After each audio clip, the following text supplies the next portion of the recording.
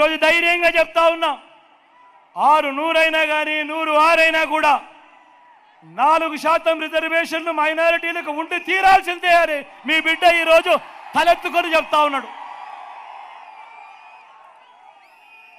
ఇది మీ జగన్ మాట, ఇది మీ వైఎస్ఆర్ బిడ్డ మాట. దీనికోసం ఎందాకైనా కూడా పోరాడుతా. మరి బాబు, మరి చంద్రబాబు ఇలా మోడీ సభలో చెప్పగలడా? మరి ఎన్డీఏ నుంచి బయటకు రాగలడా? మరి ఎందుకు ఈ దొంగ ప్రేమ? ఒకవైపు ఎన్డీఏలోనే కొనసాగుతూ మరోవైపున వాళ్ళు 4% రిజర్వేషన్లకు వ్యతిరేకంగా ఉన్నా కూడా వాళ్ళతోనే జతకట్టి ఎందుకు ఎన్డీఏలో